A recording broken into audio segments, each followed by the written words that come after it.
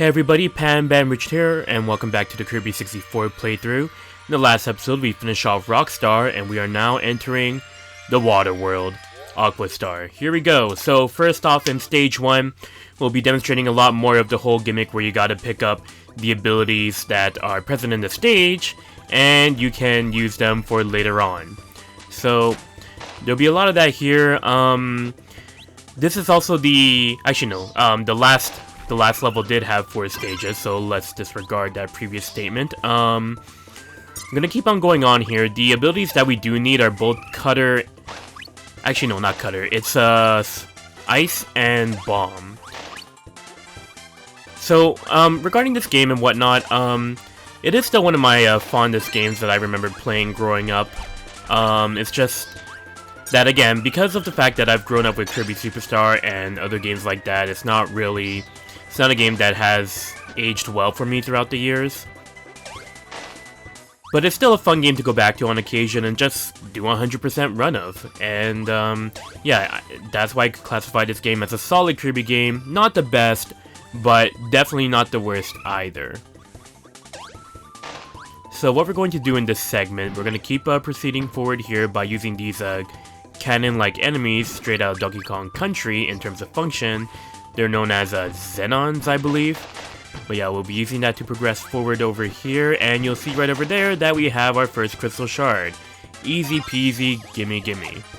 Alright, so let's see if we can float over to this Xenon over here, and proceed from there. I was actually looking back at footage that I had recorded for this because I was originally going to make this a playthrough back in 2015. Before I get into that, we need to get that ice power-up right away before it ran away from us. I think that's the only one that you could get in this level, so make sure you pick it up right away. Those eyes are the frogs over there, easily avoided. And if you need the food over there, they're right there for you. And we got our bomb power-up right there, so they're both in the same segment here, and this combination is really not that good.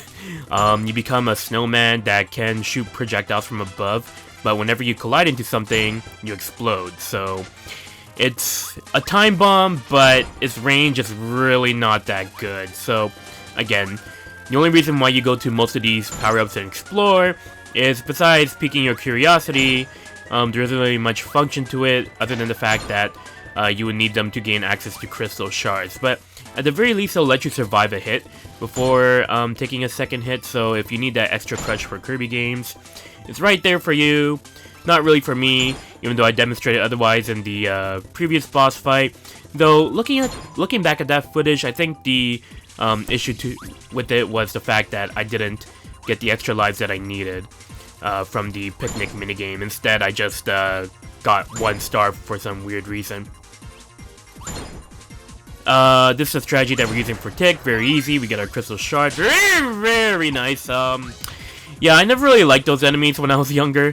I get very paranoid and, like, you know, gotta be mindful of the way that I move around that area and whatnot.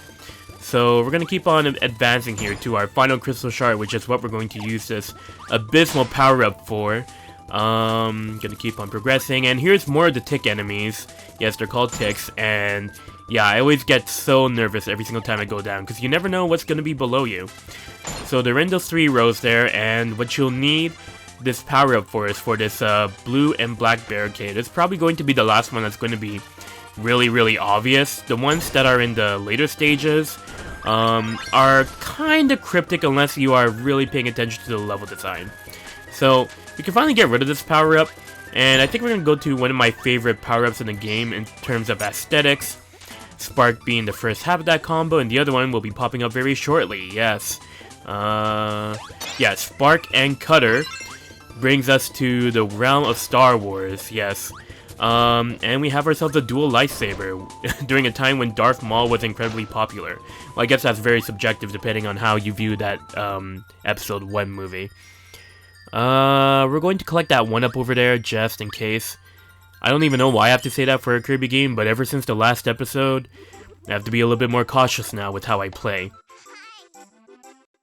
So stage 2 here, we actually have a remix track from Kirby's Dream Land 3. I didn't recognize this at first because, as I said previously, I'm not I did not play Kirby's Dream Land 3 growing up, and it's not really my favorite Kirby game of all time. I don't really like it too much personally, but it's a nice little throwback for those who have played the previous game. I've always thought this was just like a remix of Green Greens. Even though it is kind of loosely related to Green Greens, it just goes off on its own little composition after a couple familiar notes. So the ability that we will need here, the combination that we will need is a combination of stone and fire.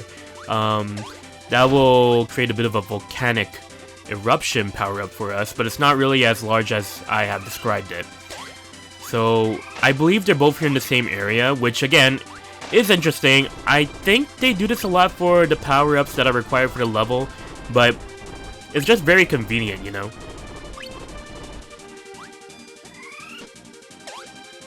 Okay, so they should be here very shortly. They're actually very close to each other. So fire's right here. Actually, I think I screwed this up. Yeah, I screwed this up. Well, I guess we'll be revisiting here, but ultimately we need fire and stone for this guy here. To get the crystal shard above there, actually. I'll just show it in a bit of a, like, a backtrack sort of video, essentially. Just show it off at the start of the next episode or something along those lines. But yeah, that's where the next crystal shard is. I have no idea why I forgot the stone power-up. Actually, forget it. We'll just go back right now. So, apparently my memory was playing tricks on me. I thought that the stone enemy would be close to the fire enemy, akin to how we had the ice enemy close to the bomb enemy in the last stage. But there was only one stone enemy at the very beginning, like the first area, and I killed it without realizing that there wouldn't be any more. So, anyway, now that we got that crystal shard, I will not repeat that same conundrum in the next stage, that's for sure, because there's a lot of swapping that we have to do in that stage. But here we have ourselves our first automated segment with Waddle Dee. Back when automated runners weren't really that popular, but here we just gotta press A to jump, and our last crystal shard is in this area, so we have to time our jumps particularly well here. Exclamation point will show up whenever we do need to jump, but not all the time, especially for the crystal shard that we require to obtain, which is actually right here. Very nice. I'm glad that I never screwed that jump up to this day. I think I've only screwed it up once, but I feel like that's just me trying to cover my ass here. But yeah, that's pretty much where all the crystal shards are in this level, and we just gotta continue going through this automated segment. Gives you a little bit of practice for the levels to come. I think there are a total of 3 segments that are akin to this. This is a great place to actually grind stars to get extra lives. Again, if you really need extra lives for a Kirby game, then here you go. From here on forward, we have ourselves a very familiar item. Yes, the invisibility candy, which has this very rockin' jingle. I'm kind of surprised that they only went to this jingle once. Actually, now that I'm remembering, there is one more crystal shard that we have to get in this segment, and it could be missed if you're distracted by how amazing this jingle is. This waterfall here, you gotta go all the way to the left to pick up the final crystal shard. Now we have all 3. The reason why I was distracted and thought we had all 3 is because I guess I thought we backtracked and got that crystal shard twice, but obviously that wouldn't be the reason why I was backtracking. We do have one more area here, which is a little bit annoying. These logs here, they'll try to roll towards you a la barrels from Donkey Kong Country, but they're thorns, so it's gonna hurt. You could get flattened still. And flying over them does help kind of, but you're so slow while you're flying that it just makes the entire area a bit of a struggle to get through. The reason why it also makes it a struggle is because you're going against the stream here, so you're slow in either direction that you move through, whether you're running through the water. I mean, you could get some more momentum of running and jumping, but that also runs the risk of you getting hit by the logs, or you can float across them, which, again, as I've stated, also takes forever. But it's a nice little segment, to be honest. I just find it pretty irritating to go through each time because of the enemies, the Galbos in the way, those red enemies, as well as the Bronto birds flying left and right there. I do remember having painful memories getting through this part, but this isn't even the first time in this planet that we'll be getting through some painful experiences with logs. But that'll be the end of this stage. We'll pick up a maximum? Yeah, you know, always be wary of your health. as I obviously demonstrated in the previous episode with that last boss, but here in Stage 3, we have quite a couple of power-ups to shift through, and this time, whenever I see an instance of a power-up that I need, I will grab it and will not leave it behind.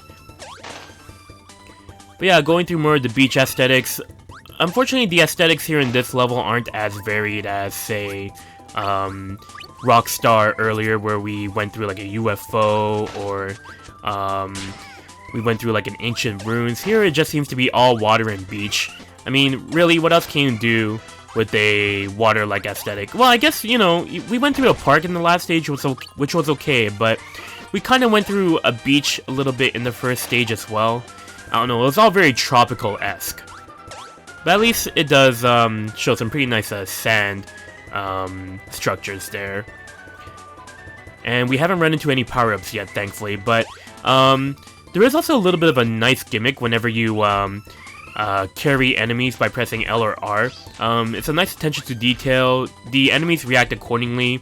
There will be one stage I'll be demonstrating this fully. It'll be the stage after this one, but it's interesting to... One of the cool things about this game, which is a nice attention to details, to experiment how different enemies react when you lift them up. Like this one over here will create like pincers that would actually break things in front of you. And the glunks over here, if you lift them up, they shoot pellets from above. So it's nice small attentions to detail like that in this game that I appreciate. So with that out of the way, we found ourselves our first power up here, that being Cutter. We've gone through Cutter quite a number of times throughout this game. It was very prominent in the first level, in DDD's castle, and in this level, in this stage, it'll be used twice for two different combinations. So Cutter is very essential here, and here's the instance of the second power up here. It's a bomb fish. Don't get too close, or else it'll blow up inside it when you are nearby. We'll fire it here to get ourselves the bomb Cutter combination. Very nice, and we will need that for the next segment that we will be going into over here. Alright, so more of the same, just traditional Kirby platformer stuff, but again, I love Kirby games not for the challenge that it can potentially provide in the final levels, but for the fact that they're very easy to go through, and they're just enjoyable platformers that you can just go through, sit down, and just play through. So here's a bit of a conspicuous one. You'd think this was a part of a set piece. Black and green is your only clue there. You can use the shuriken stars to blow that up and gain your next crystal shard. The first one of this level here. So now we gotta break that star block to get out of there. I always get nervous whenever I see anything rising up, because I always remember that stage in Rock Star where I would always get crushed. So I don't really trust automated segments like that much because of that, in this game at least. So what we're going to need next, we're going to need stone here. And we're also going to need Cutter, as I've mentioned previously, as King DDD helps us out by catapulting us over there. In order to get the combination of Cutter, though, from the fishbone enemy, the 3 arrows, it's a little bit rough because you're fighting against a current and platforms that can dip into the water. So these logs here can dip into the water if you stay there too long. So this is a bit of a tough segment to get the second power-up that you need. So I'm gonna try to see if I could pull this off here. If I jump towards them. Alright, perfect. I'm so glad that I don't have to restart this level. So, the reason why we need this is probably one of the many power-ups that people who have played through this game have gotten last because of how cryptic it is, but this power-up also acts as a cameo for Kirby's Dream Land 2 and 3 because it produces small little statues of Kirby's animal friends. We do need to beat the boss at the side here in order to grab the crystal shard. If you're too close, you would have fell in this crevasse below. And yeah, this is where we need Rock and Cutter for. Barricade is obvious, yes, but you'd think that would be enough to get the crystal shard, but this requires prior knowledge of Kirby's Dream Land 3, or Kirby's animal friends in particular, because Kirby can't float all the way up here because of his oxygen. So what you need to do is carve yourself and cycle through Kirby's animal friends. Thankfully we got through it for the first time to get Rick, the hamster, which allows him to scale walls repeatedly as long as the wall is there. So this stumped a lot of players back then, myself included, because again, I didn't grow up with Kirby's Dream Land 3, but for those who actually got this shard without any help, more props to you. Like, it's nice that games can do this sort of shout out to previous games and requires you to understand the lore to progress to 100%. And as we all know, Kirby games still do that to this day. And it's why it's one of my favorite series of all time. It is my favorite Nintendo series of all time. So, this is the other part that I was talking about in the last stage where the logs get a little bit annoying here. Because these things drop instantly that it could also ruin your jump momentum. You can always float over them, which is fine, but I was always nervous about floating over them when I was younger, so I would always like let the platform drop. But in the end, it's much more better to float over them, but I can't get over the amount of times I got crushed by these logs previously. So Ku here can also fly to demonstrate that a bit. There's also Pitch that can also, it's the small bird that can like roll around, probably the most useful one in my opinion. Kine is useless, he doesn't even do anything in the water. And there's also Naga the cat, I believe it's a cat, can do like double jumps, which is like same mobility as Rick, but can't climb walls. But we might show this another time, but we won't be needing this power-up anymore. Actually, in fact, we won't be needing any power-ups for this stage at all. A lot of these crystal shards can be accessed with just our standard Kirby here. But this will also give me a great opportunity to demonstrate some of the standard enemies and what happens when you lift them up. So normally, when you're going to a water level, the worst thing that we all hate about going to water levels in platformers is the swimming. But if we lift up one of these fishes, we can lift them up above our head, and it would make the horizontal movement a lot more faster for us. So I would always do this every single time I would go through this level, because, heck, anything that can speed up water levels is a plus for me to always get to. Just make sure that it doesn't get destroyed by anything nearby, so that way you can maintain the ability to swim fast. You could suck in the enemy to sort of maneuver yourself a little bit when needed, and lift it back up in order to keep on going forward. And yeah, that made that part a lot more bearable than other playthroughs that I've done with this game before. So the first crystal shard, we have to make sure we're all the way to the left, because there are streams that push us off to the side whenever we go to a new layer of this area here. Ultimately, you have to go all the way to the left here. We'll get Spark, why not? I think there is a mini boss in this stage, so we will need some sort of power up to make it a little bit easier, but we don't need it for the crystal shards. So we need to go all the way up here while fighting against the stream to get the crystal shards. So you have to start all the way from the left of this layer in order to obtain it.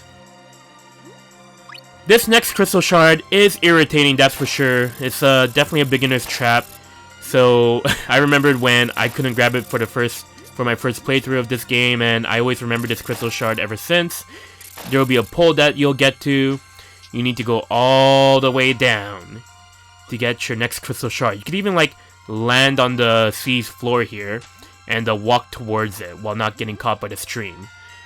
I said while not getting caught. Oh, don't tell me. I think I can make this if I slowly swim back to the pole here. Oh no. Okay, you guys saw it. I will be going back to pick that up off screen, but yeah, that's where it is, okay? Wow, that really pisses me off now. Childhood memories coming back. In any case, we might as well get one of these here. Oh no, of course it doesn't go with the stream. Okay, sure, whatever, fine. Be that way. I could have gotten the one here instead. Actually, I can use this for a power-up too. Akin to how the fish activated, or the glunks activated. We can lift up the fishbone here, and this is like a strategy that I would also use whenever I would go through the boss rush mode of this game. You can lift up the fishbone, and it will act as its own little projectile attack there. But it didn't last too long, because unfortunately, its hitbox is really, really big. So we gotta stick to the very tried and true Kirby attacking method here. We can lift up the glunk from above to produce some more projectiles. That should be enough. Oh, it would have been enough, but it managed to escape it in time. Hitboxes, very fun. I can't believe I have to go through this level again, but that's okay, it's no huge loss. The final shard of this level, of the stage, is further down here. Again, all these stages, the crystal shards of this stage have to do with fighting against the current. So, in this case, we have to make sure we are at a lower altitude here, and dive into one of these pits that we see to help us manage the current. And here it is, the last crystal shard. Or it would have been the last crystal shard of this playthrough of the stage had it not been for the current screwing me over in the second part, but there's water under the bridge already. This time we'll get ourselves a maximum tomato here because I don't... Oh, thank goodness. I don't want to repeat like the last episode. So our next boss here, I believe, is also a returning boss from Kirby's Dream Land 3. Acro the Shark. Yeah, I'm not going into this without power-ups, but again, this is a strategy that I would use whenever I would go through the boss rush version of this mode. Inhale this fish bone, use it to attack Acro, and put it back in my mouth when I know it's trying to attack me and charge at me. So, rinse and repeat. Oh jeez, okay, that's not good. The only problem with being bigger is that your momentum is kind of shot a little bit. So it kind of makes avoiding attacks a little bit more of a struggle. But in any case, we gotta keep this going here as long as Acro can please stand up, or rise to my altitude, rise to my plane. And this should do it? Come on, take one more arrow to the face. Thank you. Alright, and this also marks the start of multiple phase bosses in this game. I believe there are only 2 of them though. If I'm not... No, there's 3 of them. There's definitely 3 of them.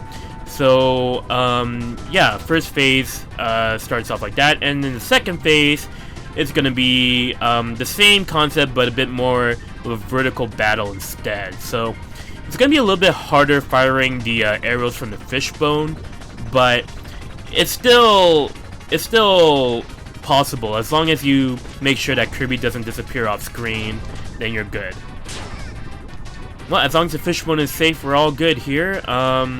Just gotta make sure that we get... Oh, great, you destroyed it. Thank you. Thankfully, I got some ammunition, which, thanks to the slowdown mechanics of the swimming levels, slowed me down in reacting accordingly and releasing it too early. Alright, we got one more hit, though, and that'll be it for Acro. Very nice. And we also get ourselves a nice little voice clip of the usual Kirby taunt that was established in Kirby 64. He's in underwater, it gets a little bit muffled. Actually, no, it just sounds different. I could have sworn it was muffled. And of course, we are treated to another cutscene. This one's, again, very nice and cutesy, like all the other ones that we've seen. But again, it's a nice little charm that Kirby games do have. They're simple, they're fun to go through, they're very comforting, and it treats you to some very cute, gentle humor. And as we see here, Kirby, with the best luck in the world, of course, comes in contact with a waterfall, a gigantic wave, I mean to say, and being the friends that they are, they all ignore him as they go to the next planet. Way to go, guys. Way to go. You could have waited. Or I guess the crystal sort of has a mind of its own. Who knows? But in any case, in the next episode, we'll be moving on to level 4, Neo Star. Till next time, take care.